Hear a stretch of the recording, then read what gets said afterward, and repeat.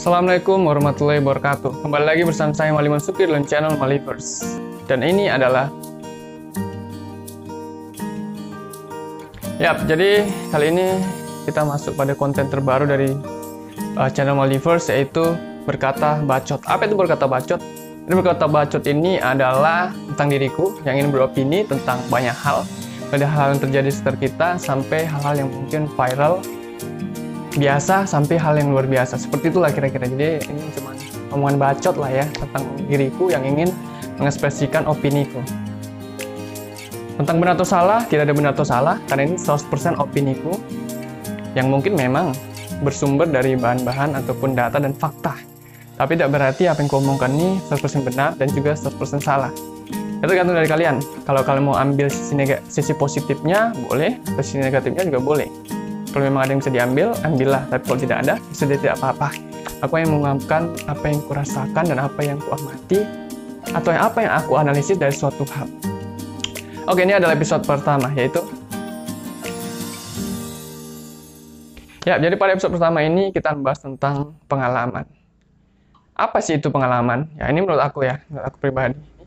Pengalaman itu adalah sebuah sekuel waktu atau bagian per bagian dari perjalanan waktu yang dialami oleh seorang individu atau subjek ya. Jadi harus ada subjeknya.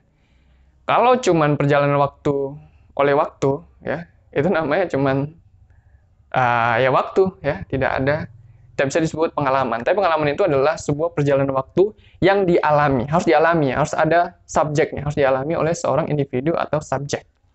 Kalau tidak dialami oleh subjek, itu namanya bukan pengalaman. Lalu bicara lagi soal pengalaman itu ya. Jadi pengalaman itu adalah hal-hal yang terjadi dalam perjalanan waktu tersebut.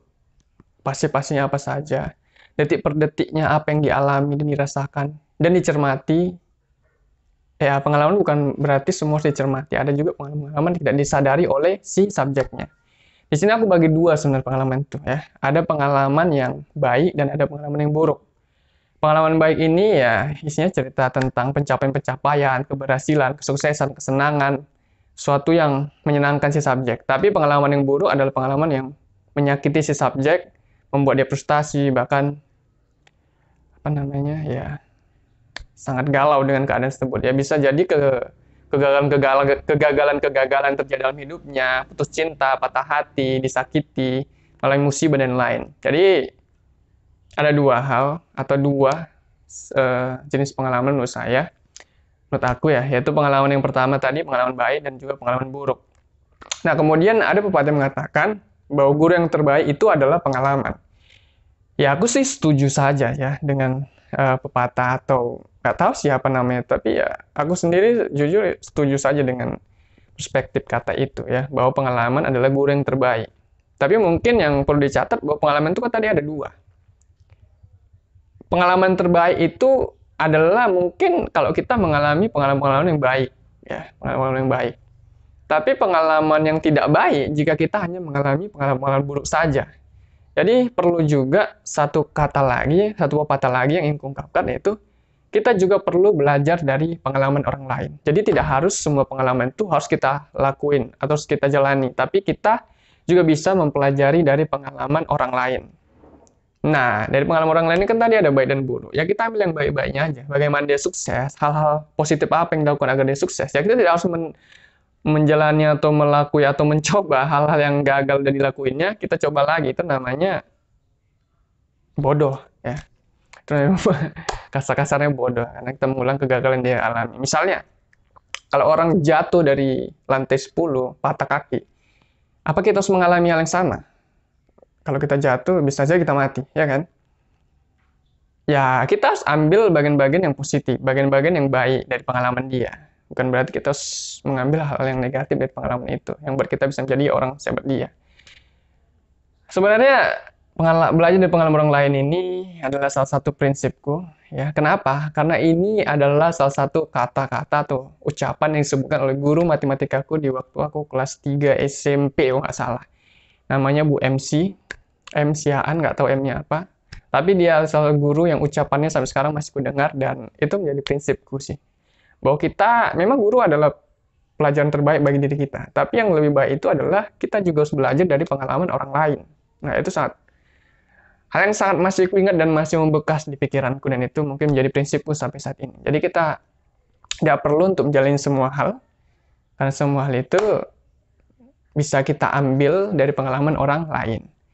Kemudian ada satu, mungkin di akhir-akhir zaman sekarang ini kita sering temui ya, terutama dalam segi atau dalam hal mencari pekerjaan. Zaman sekarang ini yang kita ketahui adalah ketika kita ingin mencari pekerjaan, melamar pekerjaan, gue paling benci ketika ada syarat di situ, minimal bekerja di bidang ini atau 3 tahun minimal bekerja di bidang ini selama setahun, 2 tahun, atau 3 tahun ya.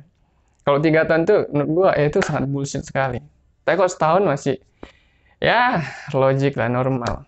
Tapi mereka selalu membuat persyaratan di awal seperti itu. Bahkan menjadi seorang OB juga dibuat persyaratan minimal 1 tahun menjadi OB. Padahal kan OB itu adalah suatu pekerjaan yang sebenarnya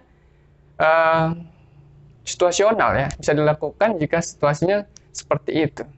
Aku pernah bekerja menjadi seorang pelayan di sebuah acara, dan aku nggak pernah sama sekali bekerja sebagai seorang pelayan sebelumnya, jadi waiters ya.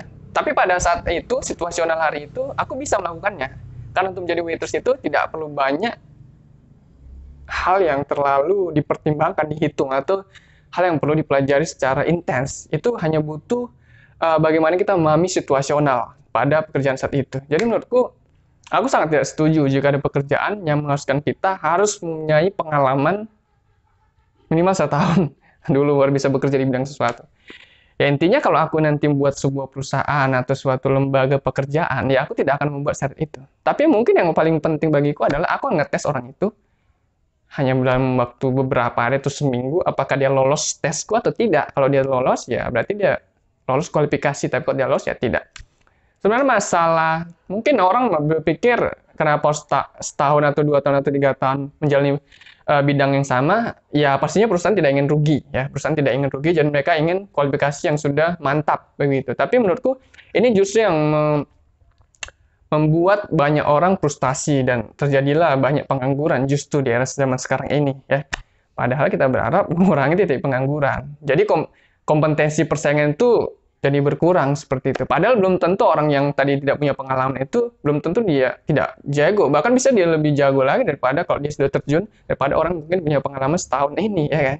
Namanya setahun, kok tadi 30 tahun baru mungkin perbedaannya sangat tinggi. Tapi kalau cuma setahun mungkin it's a bullshit lah menurut gue gitu ya. Jadi, iya gue sangat tidak setuju dengan pernyataan itu. Jadi menurut gue, kalau gue sih, orangnya kita tes dulu dia. Masalah misalnya kalau orang mengetes tentang pengalaman setahun itu kan berarti sebenarnya mau ditunjukkan atau diminta dari sebuah perusahaan itu adalah segi disiplinitasnya, ya kan, segi bagaimana dia mengamati sistem kerja.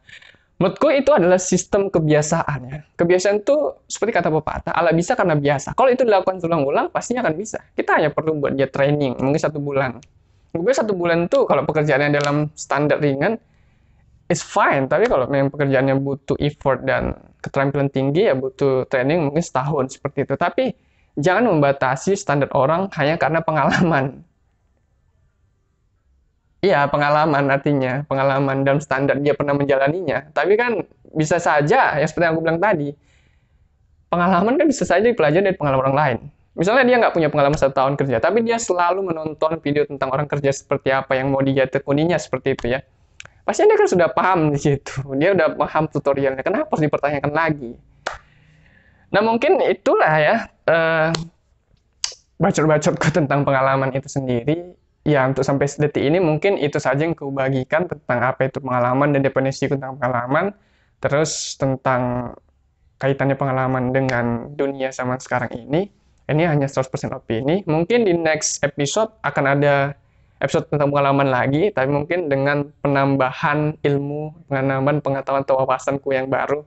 Tapi untuk kali ini mungkin cukup sampai sekian, karena aku tidak ingin juga video ini terlalu panjang, jadi cukup ya 10 menitan seperti itu, tapi sudah cukup berisi. Karena terlalu panjang, yang orang baca juga melelahkan, seperti itu. Jadi mungkin adalah video yang sangat singkat dan tidak banyak editan pastinya. Semoga kalian suka, dan kalau tidak suka, silahkan komen di bawah. Atau kalian boleh komen bagaimana pendapat kalian tentang pengalaman itu sendiri.